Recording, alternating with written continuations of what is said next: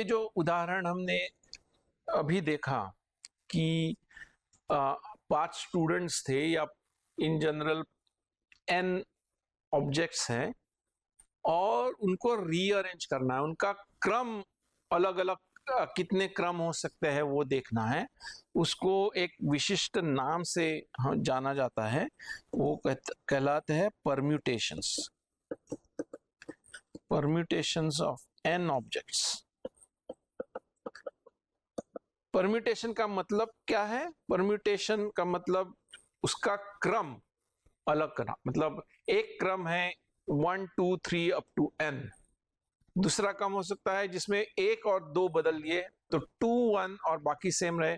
ऐसे अलग अलग कितने क्रम, भिन्न भिन्न कितने क्रम हो सकते हैं n ऑब्जेक्ट्स की। The number of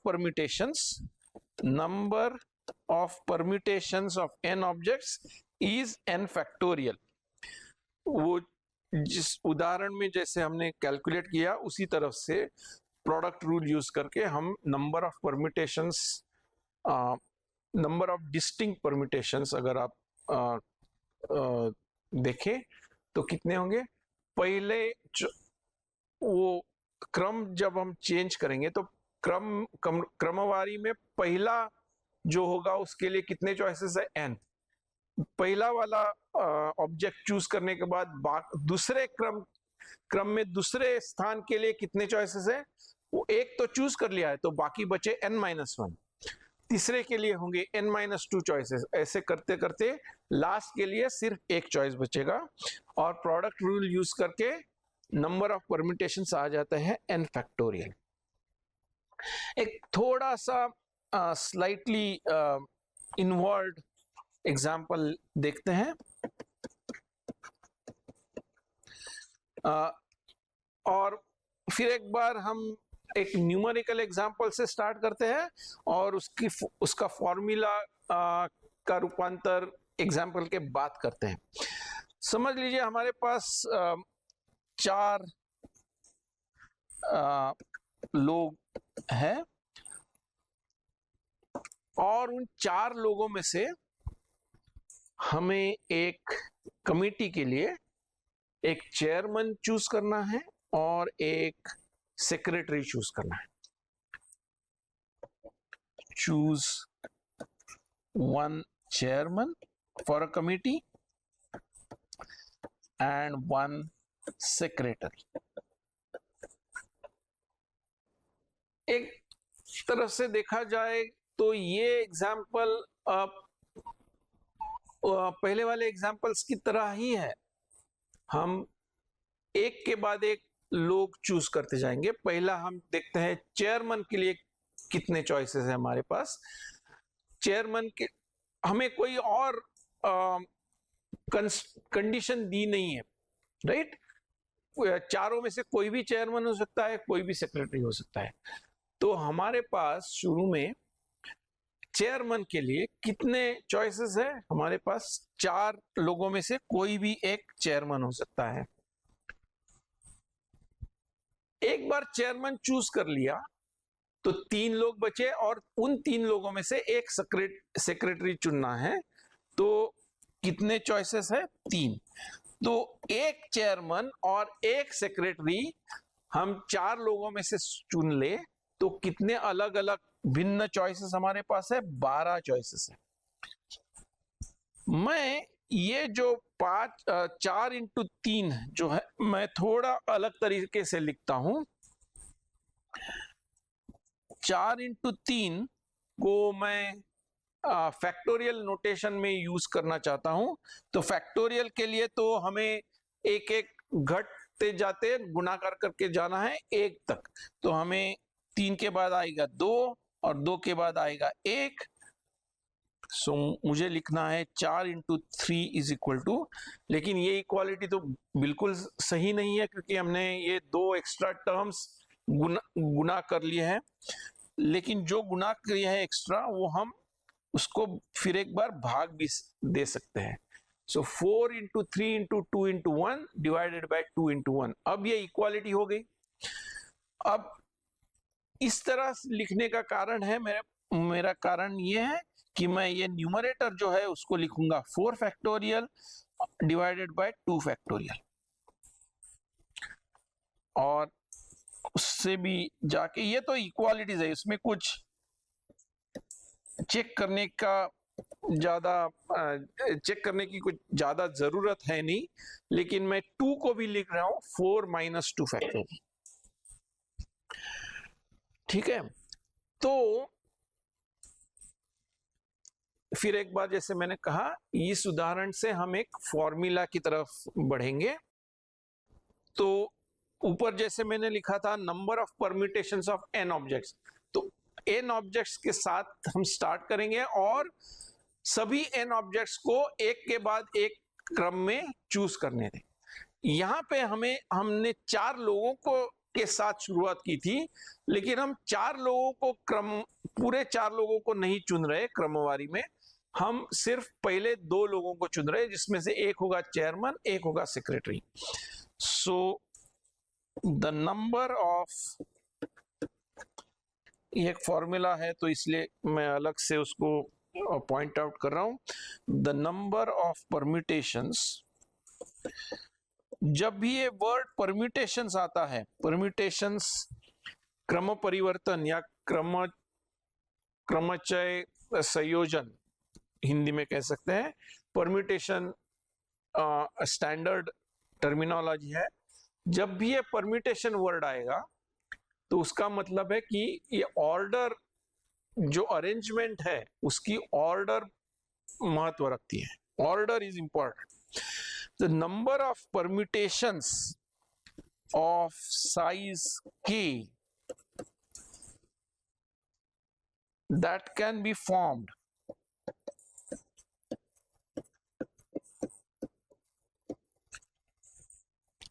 from n individuals or n objects, individual objects,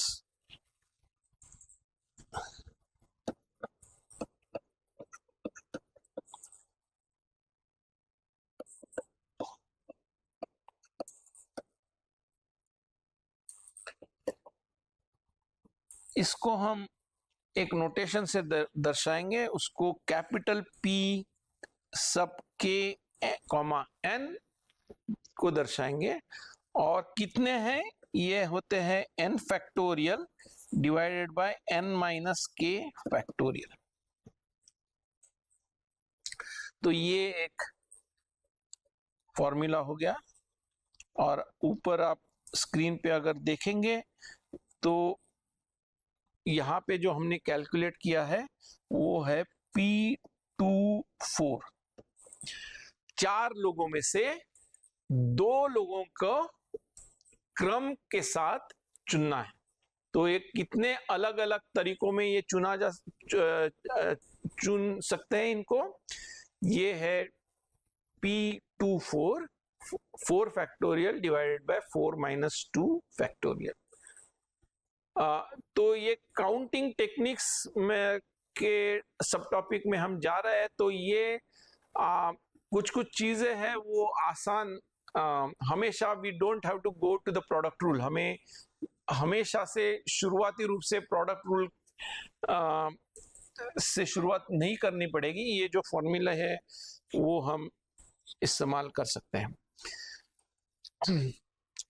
लेकिन अगर ऑर्डर इंपॉर्टेंट है तो ये परम्यूटेशंस हो गए, लेकिन अगर ऑर्डर इंपॉर्टेंट नहीं है तो क्या हो गया? वही एग्जाम्पल अगर देखेंगे, मैं ऊपर जाता हूं, हमारे पास 4 लोग हैं, उसमें से हमें कमिटी फॉर्म करनी है 2 लोगों की। ये उदाहरण अलग है। पहले उदाहरण में 2 लोग हमने चुने, लेकिन उसमें से एक को हमने निर्देशित किया वो चेयरमैन है, एक को निर्देशित किया वो सेक्रेटरी है। अब हम बोल रहे हैं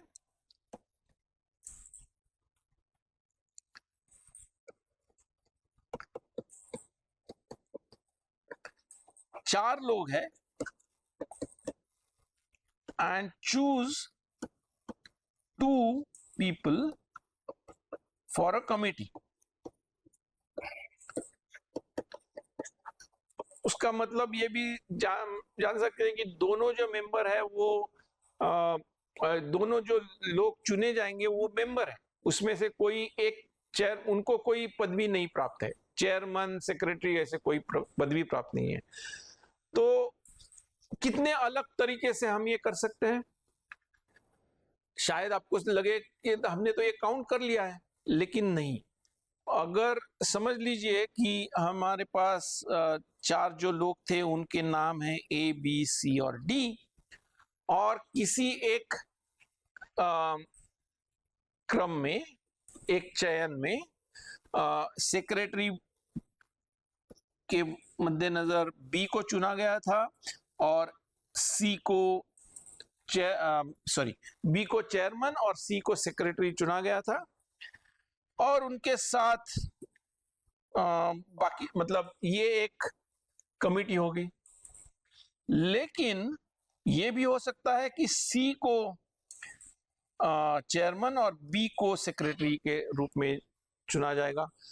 तो ये जब उनको पदवी दी जा रही है तो ये अलग अलग कमिटी है।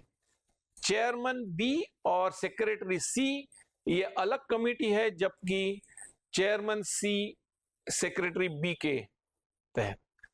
लेकिन हमें सिर्फ दो लोगों का चयन करना है जो मेंबर बनेंगे उस कमेटी के। तो बी और सी, बी को पहले चुने या सी को पहले चुने, उससे कोई मतलब नहीं बनता है, क्योंकि बी के बाद सी को चुनेंगे या सी के बाद बी को चुनेंगे, कमिटी में तो वो दो मेंबर रहेंगे बी और सी।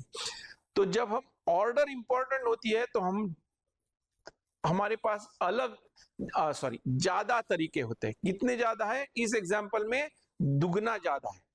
तो इसको हम अगेन, ये एक स्टैंडर्ड नोटेशन है, combination when order is not important।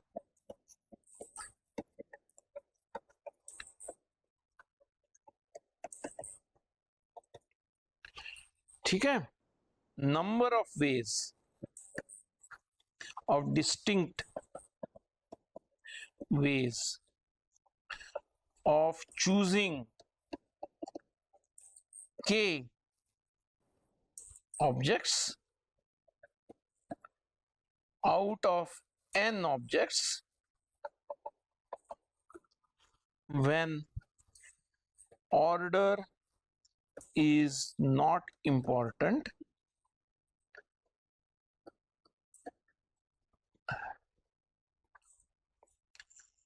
जैसे कि नोटेशन पी के एन था, उसी तरह से एक नोटेशन है सी के एन। मैं ये लिख रहा हूं क्योंकि कुछ किताबों में ये नोटेशन यूज करते हैं, लेकिन हम ये नोटेशन यूज करेंगे एन चूज के। ये भी नोटेशन काफी स्टैंडर्ड है। इसको कहते हैं, आगे जाने से पहले मैं लिखता हूं, इसको कहते हैं एन चूज। ओके, मतलब जब बोलते हैं, लिखते हैं ऐसे एन के नीचे के और दोनों ब्रैकेट में, और जब बोलेंगे तो एन चूज के। और इसका फॉर्मूला क्या है? उसका फॉर्मूला है पी के एन डिवाइडेड बाय के फैक्टोरियल। तो हम डायरेक्टली लिख सकते हैं पी के एन क्या था? N factorial divided by n minus k factorial. So n factorial k factorial n minus k factorial. So ये एक number of combinations in which k objects can be chosen out of n objects इस formula से दिए जाते हैं। हमने ये k factorial एक एक्स्ट्रा टर्म है डिनोमिनेटर में, क्योंकि जब परम्यूटेशन में जब ऑर्डर इंपॉर्टेंट होती है और हम अलग अलग चयनों की गिनती करते हैं, तो जैसे कि ऊपर वाले एग्जाम्पल में है, दो लोग बी सी अगर कमिटी में चुने गए हैं और उसकी ऑर्डर इंपॉर्टेंट है, जैसे कि एक है सेक्रेटरी एक है चेयरमैन, तो बी सी अलग कमिटी है सी बी के तहत। जब ऑर्डर इंपॉर्टेंट है, जब तो दो number of permutations will be 2 times more. और ये 2 टाइम्स क्यों है? क्योंकि ये दो जो चयन किए हुए लोग हैं बी और सी, उसके आपस में कितने परम्यूटेशंस हो सकते हैं? 2 फैक्टोरियल। अगर के लोगों की कमिटी होती और एन लोगों में से चुननी होती, तो हर चॉइस के लिए के में से अगर हमारे पास member number 1, member number 2, member number के अलग अलग स्थान में है, तो there will be K factorial different permutations अंदर ही अंदर। तो उसके लिए the number of permutations of K objects out of n will be k factorial times the number of combinations of k objects out of n. तो ये permutations and combinations में ये आपस में कनेक्शन है। ये दोनों कॉन्सेप्ट्स एक ही एग्जांपल के द्वारा हम देखते हैं। एक क्रिकेट टीम में टूर पे गई है और उसमें 15 खिलाड़ी है।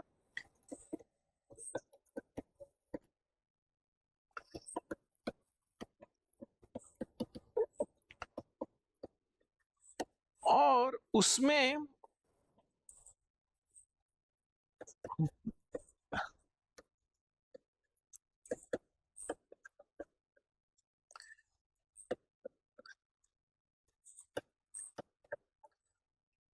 से 11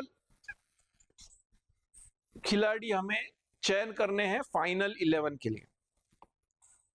तो कितने अलग अलग भिन्न टीम हम चूज कर सकते हैं?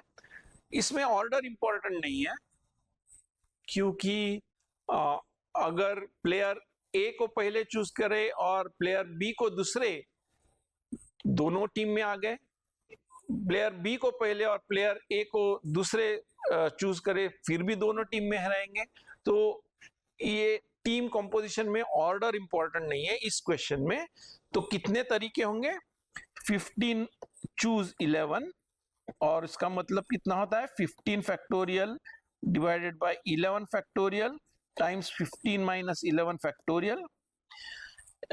आप अगर कैलकुलेटर यूज करके ये देखेंगे तो ये नंबर्स काफी जल्दी काफी बड़े हो जाते हैं, लेकिन एक आसान तरीका है। ये 15 फैक्टोरियल को हम लिख सकते हैं 15 into 14 into 13 into 12 into 11 factorial और divided by 11 factorial into 4 factorial. तो ये 11 फैक्टोरियल कैंसिल हो जाएगा और बाकी जो बचे है उसकी कैलकुलेशन ज्यादा आसान रहेगी। तो 4 फैक्टोरियल होती है 24, और ये अगर हम देखेंगे तो इसका आप चेक कर ले, ये शायद कैलकुलेटर के बिना भी आप कैलकुलेशन कर सकते हैं। 12 और 24 में 2 गए और 7, सो ये मल्टीप्लिकेशन शायद आप बिना कैलकुलेटर के भी कर सकते हैं जैसे मैंने किया, और उसका आंसर है 1365। अलग अलग भिन्न टीम हम चूज कर सकते हैं। लेकिन आप कहेंगे ये तो बड़ी मुश्किल है, क्योंकि क्रिकेटर के स्किल्स अलग अलग होते हैं। उसमें कोई बल्लेबाज रहते हैं, कई विकेट कीपर रहते हैं, कई बॉलर रहते हैं। तो हमें एक बैलेंस टीम चाहिए, अच्छे बल्लेबाज चाहिए, बॉलर्स भी चाहिए, विकेट कीपर भी चाहिए। तो ये आर्बिट्ररी कॉम्बिनेशन हम नहीं यूज कर सकते हैं 15 चूज 11 में से।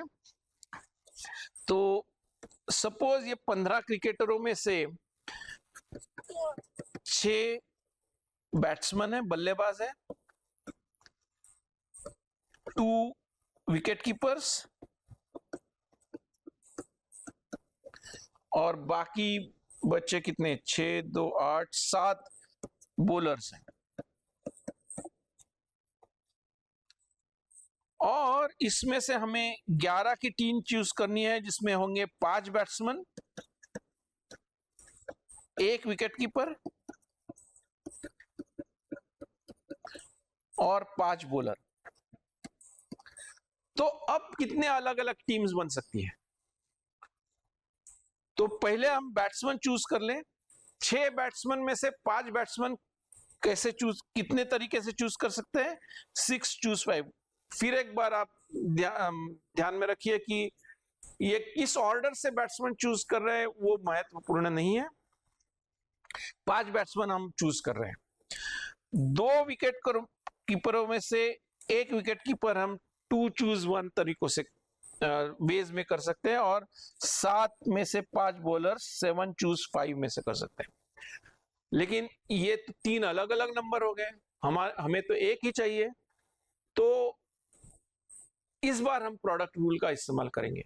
हमें पहले बैट्समैन चूज कर लिए, कितने तरीकों में से? 6 चूज 5।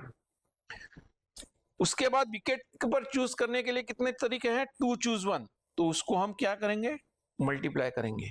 और 5 बैट्समैन और 1 विकेट कीपर चूज करने के बाद 5 बॉलर चूज करने के लिए हमारे पास 7 गुना 7 चूज 5 तरीके हैं। तो आप देख सकते हैं 6 चूज 5 इज 6, 2 चूज 1 इज 2, और 7 चूज 5 विल बी 21। कैसे करेंगे?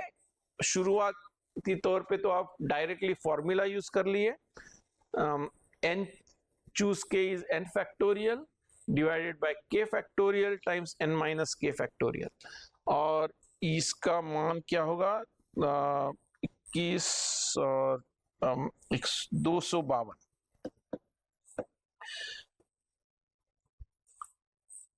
फाइनली इस सवाल में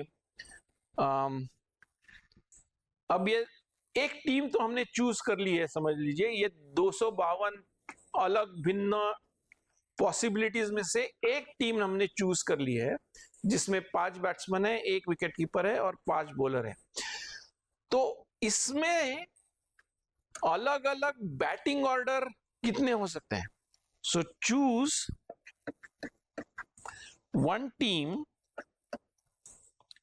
with 5 batsman, 1 wicket keeper, 5 bowlers,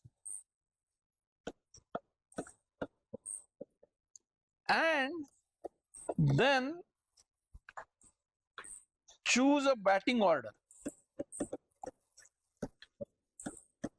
पहले कौन बैटिंग के लिए, बल्लेबाजी के लिए जाएगा, दूसरा कौन जाएगा, and so on, batting order.